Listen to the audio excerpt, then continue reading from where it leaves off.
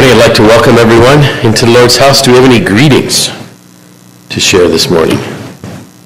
Greetings from Ponte, California. Brother Sammy, it's good to have you and Sister Danielle in our midst. Thank you for those greetings. Greetings from Wilkie. I Skyped with her this morning, and she's coming back tomorrow. She was in church in Schlieren, Switzerland this morning, in our church there, and sends greetings to all of you. Thank you, Brother Peter. Greetings from Sister Lily, who was able to meet with the brothers and sisters in Schlieren this morning. And the dog lived. And the dog made it. That's good. Wonderful. Greetings from Northport. Thank you, from Northport. It's nice to have Linda's sister Lydia with us. Be welcome in our midst. We also bring the greetings from the 1,020-some Eastern campers, right? We had a great week. If there are no other greetings, I'll go into the announcements. Our collection for the month of July will be for orphans in the Ukraine, and that money will flow through the Life Song mission. Also, Wednesday evening Bible study at 7:30, we will be picking up on Luke 9, beginning with verse 46. Are there any other announcements that need to be made? If not, let's keep Mike in our prayers, who's agreed to serve us today.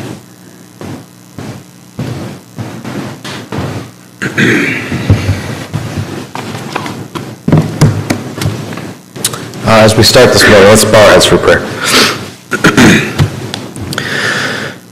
Father in heaven, it is truly good to be home. It's a blessing to be in your house in this day. Father, we're thankful for the warmth of fellowship that we can experience as we came in the doors this morning. And now, Lord, look forward to your blessings as we would gather around thy word and seek instruction from it.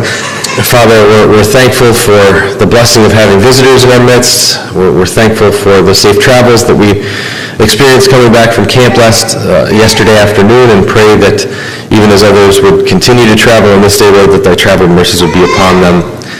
Father, be with the many who can't be with us today. Be with those who are on sick beds and for other various reasons aren't able to fellowship and to minister with their families of faith in this day, and pray that you'd impart a blessing to them as well. And now, Lord, as we would look into your word, we will expect thy presence with us and thy blessings, and thank thee for it in advance. In Jesus' name, amen.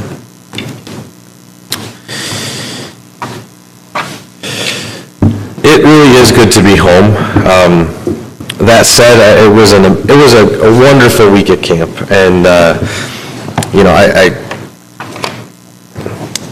this was my first year of going to camp with my new job or my new position, and I got to say, I've never had such a peaceful week at camp, and now it has me a little nervous to go to work tomorrow, but that's tomorrow, so we're thankful that we can spend one more day focused on the Word. And as I was driving home yesterday, I was thinking about the message this morning and wondering, I can't really do a summary of 5 days or 5 lessons, 6 days at camp. And with many of you being able to watch the evening's activities and the choirs and things like that, I know that a lot of you that were able to be with us got to experience some of those portions of camp as well. And so I was really led to a scripture that we looked at very quickly in our class on Friday morning, and the scripture's in 1 Samuel chapter 30. 1 Samuel 30. Just as a bit of an overview, for those of you who weren't aware, our theme for camp this year was Commit Thy Way unto the Lord, and it comes from the passage in Psalm 37. Psalm 37, verse 5 is, Commit thy way unto the Lord, trust also in him, and he shall bring it to pass. And the way that the lessons broke down for us, and admittedly this was how my class broke them down, I don't know that everybody else did it the same way, but was taking focuses on other verses in that particular psalm. We talk about trust. Verse 3 is trust in the Lord and do good. So shalt thou dwell in the land, verily shalt thou be fed. I think for us, Tuesday's lesson was delight. Maybe it wasn't Tuesday, it doesn't really matter. But delight thyself in the Lord, and he shall give thee the desires of thine heart. Verse 7 is rest in the Lord and wait patiently for him. Fret not thyself because of him who prospereth in the way. And so we had a lesson throughout the week broken down to focus on those individual aspects and what does it take for us to commit our way to the Lord. But Brother Mickey Kuzmanovic had our class on Friday and took us through the life of David in many ways and looking at how David committed his way to the Lord. You know, a man after God's own heart, but one who did not have the Spirit. He couldn't have the Holy Spirit's indwelling in his life, and yet at so many times and points in his life, he actively took an action to commit his way to the Lord. And one of those examples that we looked at very quickly on Friday, and I think we'll now look at the longer chapter, is chapter 30. This takes place before David is king.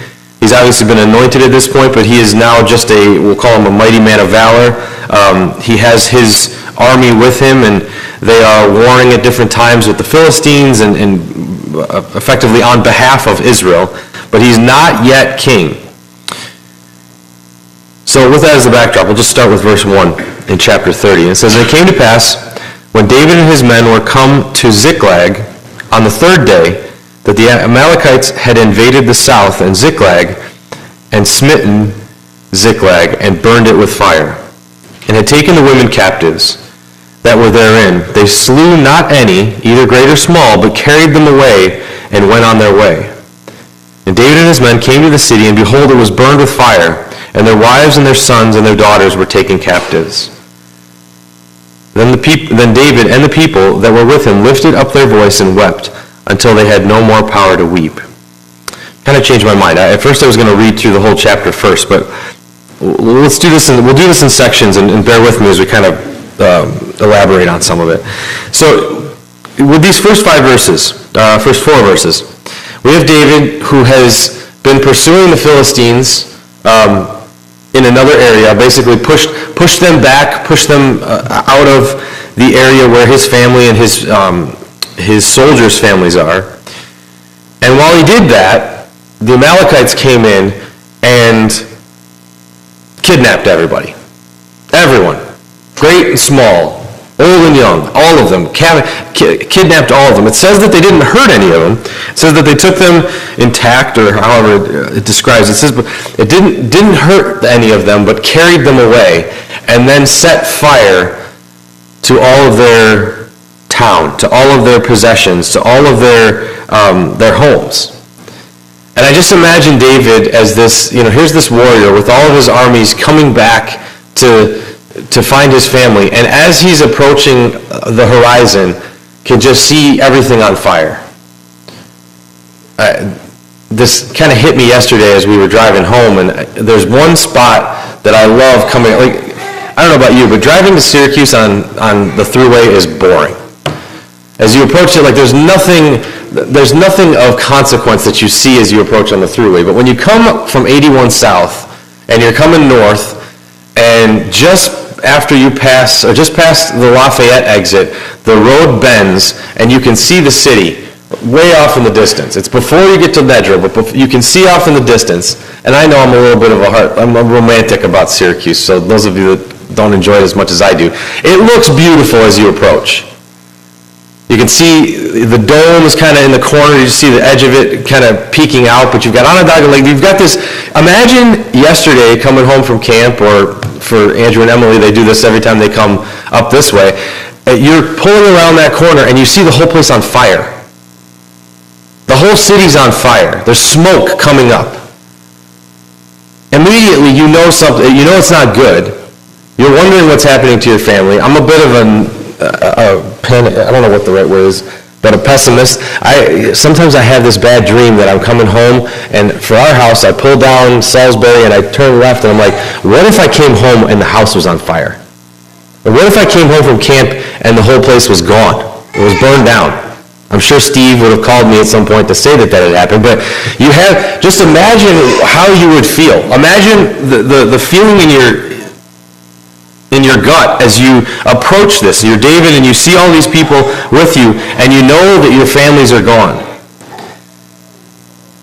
Verse 5, and David's 2 wives were taken captives, Ahinoam the Jezreelitess and Abigail the wife of Nabal the Carmelite.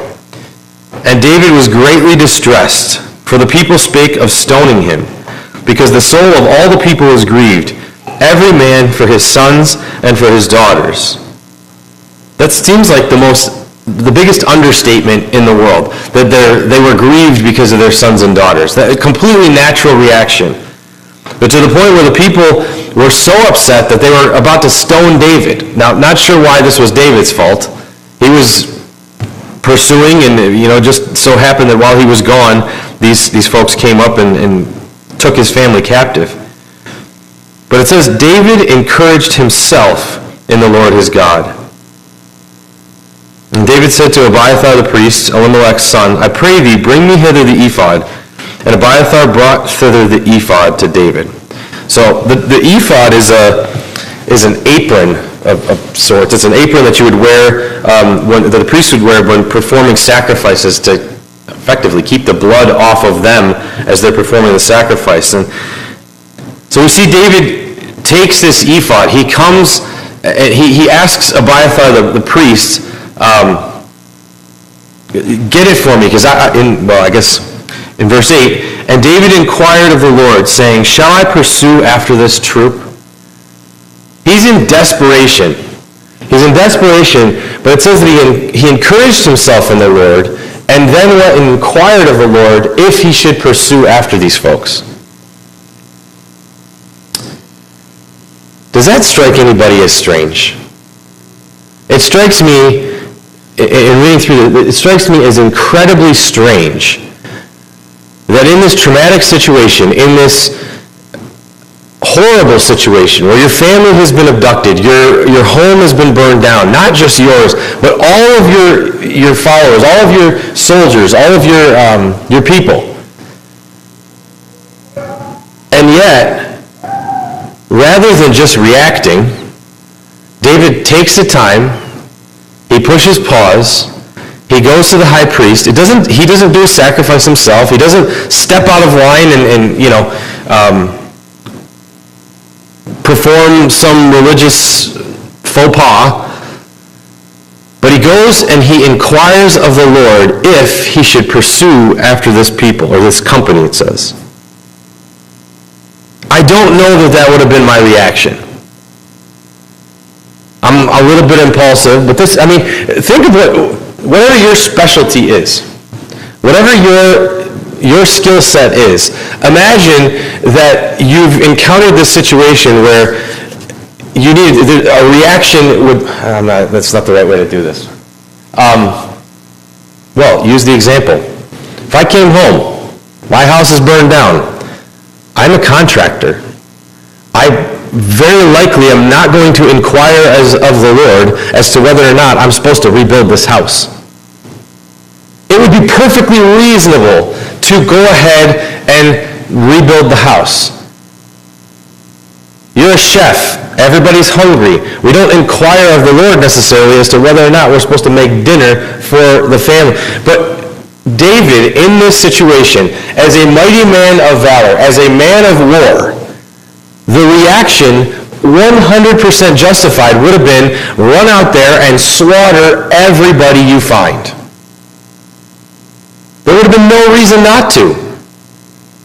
But David, and flip back in the chapters previous, and you can see why, because of decisions that he had made earlier that were poor, and where he did react improperly, he stops at the risk of being stoned by the people, having a tumult all around him from folks wanting him to pursue these folks, and he stops and he inquires of the Lord, saying, shall I pursue this troop?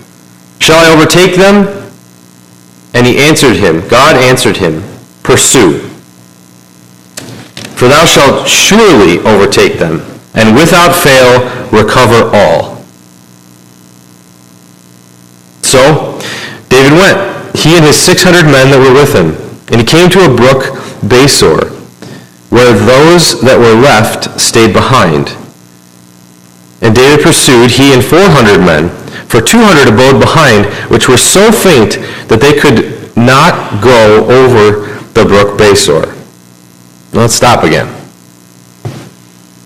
So, you inquire of the Lord. David inquires of the Lord, should I pursue after these folks, and will we win? Is this going to go okay? And first from God, one word answer, pursue. And then God adds to it, and you will recover all. You will win and recover all. What kind of encouragement would that be? I mean, you get that kind of affirmation from God that not only, because at this point, he doesn't know whether or not his family is alive or dead. He doesn't know what has happened to the people, the rest of the people. He just sees the burning wreckage of this atrocity, we'll call it.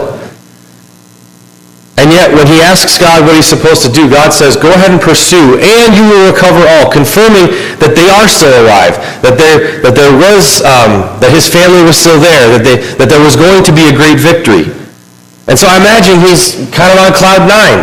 I don't know that going into any of the other battles that he's had this opportunity for the confidence of God telling him, the end is already assured. Your victory is already assured. But as he's going, he's got 600 men with him. As he's going, they get to this brook, the brook of Besor. I should have looked. I don't know. It's a big body of water. I don't know if it's hard to cross or whatever. But a third of his army at this point is now too faint to cross the brook. A third of the army is too feeble, too faint, too weak, too scared, to something to cross the brook. Now, call me cynical. I don't know how big the brook is, but it doesn't seem like it. The fact that a third of these folks are not committed to going over, does this speak to them being fearful? Does it speak to them actually being too feeble? I don't know what it speaks to, but one thing it does tell me is that even when the victory is assured, David wasn't getting off easy with having without there being some kind of conflict or some kind of problem in the process. And what it says to me is sometimes, even though God gives us the understanding of what the end of our situation is supposed to be, and even though we have a confidence of his presence and his peace, and even his victory in the end, doesn't mean that the pathway there is going to be all roses or peaches and cream or whatever you want to call it. It's not going to be all rainbows all the time. We may know and have the confidence that the end is assured and perfect and that God will be with us the entire time. But it doesn't mean that along the way there's not going to be bumps and bruises. But David he seems undeterred by this. He seems like this wasn't even that big a deal. He sends those 200 and says, okay, stay here. Stay here and guard the provisions. You'll lighten the load of those that are going to go and pursue the rest of the soldiers. It says, but David pursued, he and his 400 men, for 200 abode behind, which were so faint that they could not go over the brook Besor. And they found an Egyptian in the field, and brought him to David, and gave him bread, and he did eat. And they made him drink water. And they gave him a piece of cake of figs and 2 clusters of raisins. And when they had eaten, his spirit came again to him, for he had eaten no bread nor drank any water 3 days and 3 nights. The compassion that they show this man, it's miraculous. And David said unto him, to whom belongest thou? And whence art thou? And he said, I am a young man of Egypt, am a servant to an Amalekite. And my master left me because 3 days agone, I fell sick. We made an invasion upon the south of the Cherethites, and upon the coast which belongeth to Judah, and upon the south of Caleb, and we burned Ziklag with fire. Just imagine. Just imagine. You see this it's almost as if you see this poor Samaritan man on the side of the road, and David, like a good Jewish boy, and apparently all of his soldiers knew how he would want this man to be treated. They see this poor man, and they identify him as an Egyptian. I don't know if they could tell just by how he was dressed or whatever to begin with, but he's about to die. He hasn't had any food or water in 3 days. And so they make him a cake, and they make him food, and they give him water, and they bring him back to good health. They resuscitate him. And then I just imagine David is in a good mood. He's probably a little bit nervous. Well, maybe not nervous, but maybe in the back of his head is that these 200 guys now have left him. But he's still got his 400, and he's on his way, and we're going to show some compassion to this downtrodden man. And the man starts to explain. He says, who are you? Where'd you come from? Well, I'm an Egyptian, and I work for this Amalekite guy. But he left me a couple days ago because I was sick, and they just left me to die. What a rotten guy that was.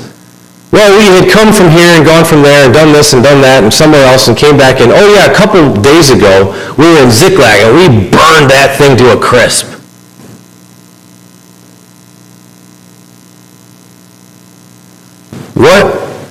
What reaction would we have had? What reaction would I have? David said unto him, Canst thou bring me down to this company? At this point, David knows who this man is, knows that this man was there and was party to and included in and contributed to the burning of his house, the abduction of his family,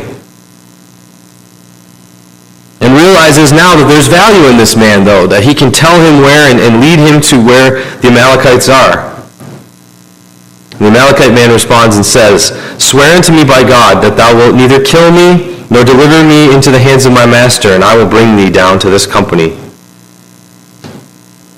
And when he had brought him down, behold, there were spread upon all of the earth, this is the Amalekites' work, eating and drinking and dancing because of the great spoil that had been taken out of the land of the Philistines and out of the land of Judah. And David smote them from the twilight even unto the evening of the next day. And there escaped not a man of them, save 400 young men, which rode upon camels and fled. And David recovered all that the Amalekites had carried away, and David rescued his 2 wives. And there was nothing lacking to them, neither small nor great, neither sons nor daughters, neither spoil, nor anything that had been taken to them. David recovered all. And David took all the flocks and the herds which drave before those other cattle, and said, This is David's spoil. It's just remarkable. It's miraculous.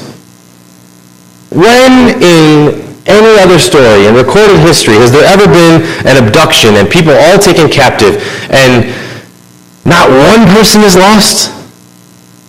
Not one bit of their possessions are lost? Now, yes, their encampment, their homes, however you want to describe that, that was all burned. But everything that was taken was recovered. Every last bit of it was recovered. And in addition to what had been taken from them, they recovered everything that had been taken from everybody else. All the spoils that the Amalekites had stolen and had pillaged from other conquests that they had, they recovered all of this. And David says, this is David's spoil. Verse 21, And David came to the 200 men, which were so faint that they could not follow David, whom they had made also to abide at the brook of Besor. And they went forth to meet David, and to meet the people which were with him. And when David came near to the people, he saluted them. David is excited to see his 1/3 of his army that was still there guarding all the provisions. Then answered all the wicked men. These would be David's soldiers, those of the 400, and the men of Belial, and of those that went with David, and said, Because they went not with us, we will not give them aught of the spoil that we have recovered, save to every man his wife and his children, that they may lead them away and depart. So it's almost like the older brother in the prodigal son story, says to David, no. David's about to hand over the spoils. He's about to divide this thing by 600. He's about to take the spoils and divide it all up. And the guys that probably have some battle wounds on them, they've gone and they've, wiped out all the Amalekites. And they say, no. We're not giving them of all this spoil. We earned this. Let them have their families back. Let them have their sons and their wives, their daughters. Give them back their families, but then give them just enough to send them on their way. Because if they didn't have the heart and the intestinal fortitude to go with us to the other side of the brook, there's no reason that they're coming back to stay with us. And that they should be able to partake in all that we've had victory over. Then said David, "You shall not do so, my brethren.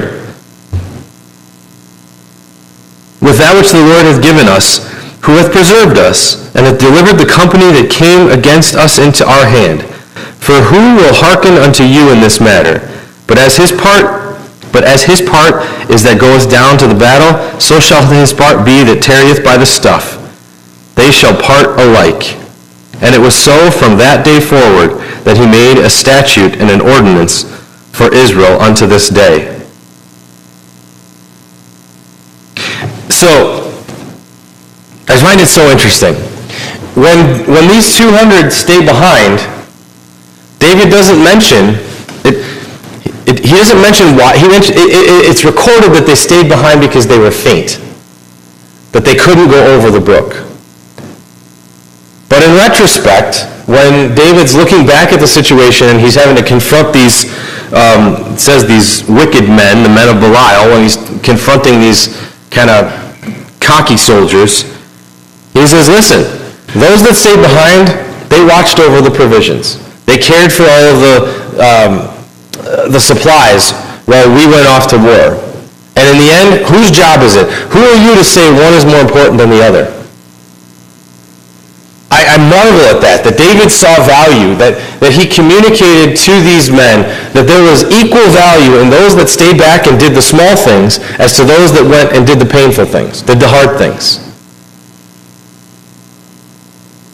And being the cynic that I am, I can't help but think was he making it up in the end? Was he making it up on the fly to try to appease them and ease the wounds?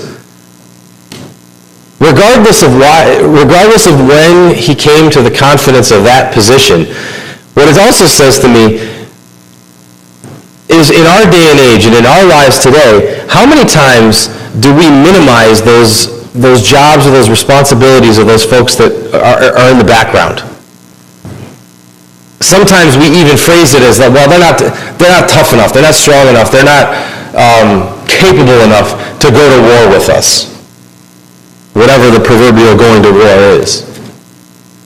There's a lot of folks that got a lot of credit for doing a lot of amazing things at camp this week. I mean, some of the brothers I will say, all of the brothers that shared messages, I was blown away by. I mean, it got to the point where I kept trying to find one of the brothers and really thank him for the message that he had, because he had one line that has stuck with me all week. Well, I guess I can give him Brother Irwin's sermon that he had when he talked about kind of encouraging / positively admonishing, I can say, with ministering brothers and teaching brothers and elder brothers. And he said, you know what, we have got to cut clean. When we're dividing the word, we have got to cut it clean, right down the middle. And then the description he gave was, he's like, sometimes we've got to move back to that center line. If my disposition or if my predisposition is to be a little bit to the left or a little bit to the right, he's like, God's got to move me back to the middle so that I can cut that clean. And that image just, it really struck me all week. And to the end of the week, I finally got caught up with him and could talk to him about that. But he said, well, so many people had come up to him and thanked him for that service. To God be the glory, but so many people had come up and thanked him. You know who I didn't go up and thank this week? The audio staff. That at 2 o'clock in the morning, probably, Saturday morning, we're still disassembling wires and cords. And the fact that any of us, yesterday I was listening to some of the repeats of camp. And even Friday night, I was watching the videos of the, confession, I was watching the video of the choir. I directed the choir, but wasn't even paying attention enough to appreciate it. So I wanted to appreciate it before I went to bed. And you know what? The brothers that sat in that freezing video room with hats and scarves on because it was so cold in there, no joke, hats, not maybe not a scarf, but I know Jeremy went and bought a sweater during the week because it was so cold in there. I don't know if anybody went up and thanked them. He's never going to hear it, so I'll say it here. Jim Legal drives around on a golf cart all night, the last night of camp, picking up all of the boxes of all the supplies, of all the things that got to be packaged up and taken to a storage container and put away, and then comes to camp 3 days early to do all of that distribution all over the place. And certainly, we thank Sister Elsa for all the work that she's done over all the years, and we should. But she's not the only person that's doing all those things. There's so many other people that do all of those other thankless tasks. And I flippantly sometimes say, I could never do that. Thank the Lord, I don't have to do that. I can't stay up that late. Uncle Dan used to do it and then clang the cymbals to close camp officially, that all of the audio stuff had been put away. All of those people doing all of those things, do we ever look at that as those, well, they stayed behind, they didn't cross over the banks of the river, the brook. But all of those things have to happen so that the victory could be assured.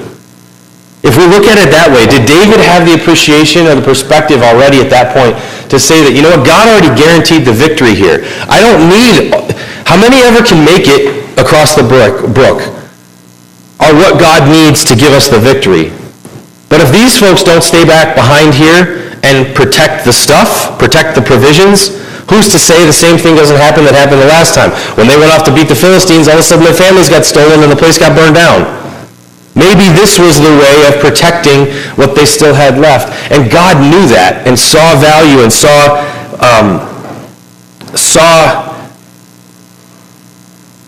the purpose in each one of those jobs, in each one of those positions. And even when folks got fired up after the fact, and I can't believe it. I mean, we'd have to trust it, but he calls them wicked men of Belial. They just had this victory. They had done God's will and slaughtered the Amalekites.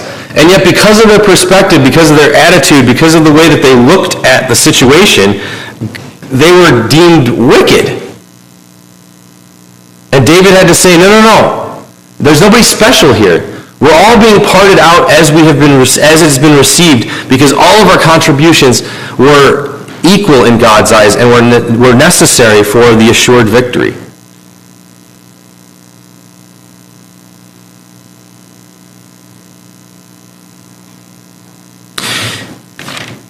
So, does God give us the same answer every time? You know, I marveled that David, his reaction wasn't to just jump in and to take action immediately. If you flip forward just a few pages, David becomes king. We'll fast forward through a whole bunch of things. David becomes king and the Philistines are pursuing again. It says, and the Philistines came up yet again and spread themselves in the valley of Rephaim. This is in 2 Samuel 5. And when David inquired of the Lord, so it's become a pattern in his life now. Committing his way unto the Lord, this was the pattern of David's life. It was to ask the question, God, what do you want me to do? The expectation could have been, well, I'm going to ask God, but I already know what he's going to say. It's almost like saying to, all right, God, the Philistines are coming. I'm going to stand here. I'm sharpening my sword, getting everything ready, buckling up my breastplate and all this. Okay, God, ready? I'm going to inquire of you, but I know. Can you just rubber stamp what I've got planned? I'm about, 1 foot out the door. That's not a chariot. I was going to say the chariot's running, but in our case, the car's already running. I'm all ready to go. I've got the plan. I know what I'm going to do. I've already talked with my generals. I know how I'm going to organize everybody. And when David inquired of the Lord, he said, thou shalt not go up, but fetch a compass behind them, and come upon them over against the mulberry trees. And let it be, when thou hearest the sound of a going in the tops of the mulberry trees, that then thou shalt bestir thyself, For then shall the Lord go down, before thee to smite the host of the Philistines.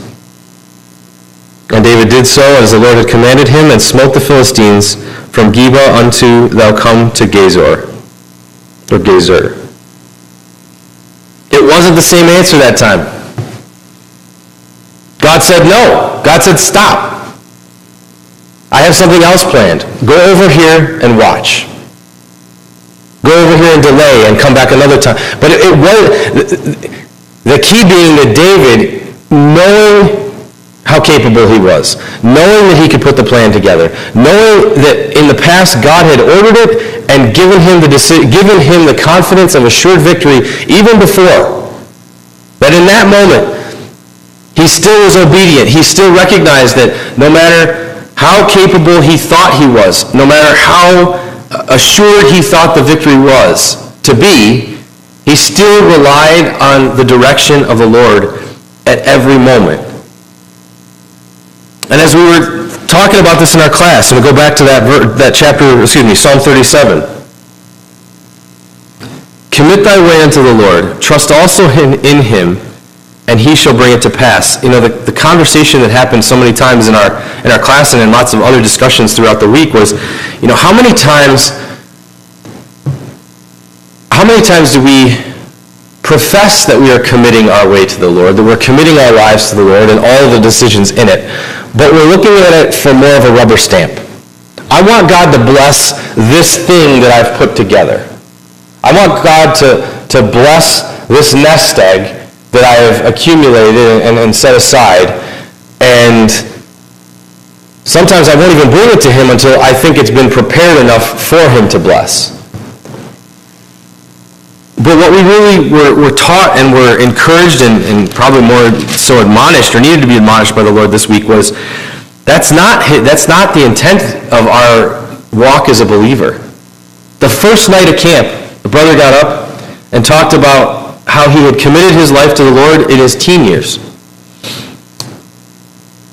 And then went and built a great career. Had kids. Got married, had kids, built a great career, was incredibly successful. And then his wife got sick. And he wasn't able to do all the things in his career that he kind of expected anymore, and he was needing to care for her. And the Lord had to show him that he had committed his life to the Lord at a young age, but his life was not fully committed to the Lord. That he had built up this lifestyle, this nest egg, this success, but it wasn't where the Lord wanted it to be. And that he needed to be redirected. He needed to have his focus redirected. And as a fairly young man, gave up all that success in business and committed himself to the missions. Committed himself to serve and to support and to encourage our mission field. And you know what? God blessed that. God blessed that, and his wife got better. But he was honest, and I appreciate I've had the conversation a couple of times with him. He was honest to share that there's consequences of that. There were consequences, and there were scars, and there was pain that had to go. That was a product of, let me call it, misdirected priorities. And God was gracious. Thank God that he reminded him and corralled him and brought him back around where all of the success and the attributes of the success that he had could now be focused in kingdom work. And the encouragement for all of us, maybe some of the younger fathers and mothers and families, was to make sure that we are continuing to come back to the Lord and asking him, inquiring of the Lord, is this step that I'm taking really your will? Am I committed to your will, Lord? Am I committed to your way? Or make sure that I'm not just trying to get you to rubber stamp the way that I've already prepared. And so, as a takeaway for me and for our family as we leave camp, to slow down to slow down and to check the way that we are walking. The imagery that David put on the banner was really powerful to me. I thought this was a CGI thing that he had put together, because he's pretty creative and he can make banners, he can make a photo out of any kind of thing. But the photo that he used this year is an actual place. There's an actual place in Madagascar where there's just sharp, jagged rock formations, and there's a culvert, not a culvert, but a chasm, and there's this one very narrow, very rickety-looking bridge that crosses over that chasm from one desolate place to another desolate place. And the imagery that I was struck by was committing our path to the Lord. We don't know exactly where it goes. And what we see on the other side may not be super attractive. It's beautiful in the sense that it's like beautiful desolation, right? Like the moon is a beautiful place, but nobody really want to move there. It's a beautiful desolation. It looks scary out in front of you. But if our way is committed to the Lord, if we've surrendered all control of our lives to Him, it may not look comfortable. I may not have a true appreciation for everything that's coming before, and there may be some fear in there. There may be some trepidation. But knowing that the Lord has ordered my steps, knowing that He has plotted the path before me, I should be able to delight, to trust, to rest in Him. Because, like the verse says, we've committed our way unto the Lord, trusted in Him, and know that He shall bring it, being all of His promises, to pass. May the Lord bless those few words.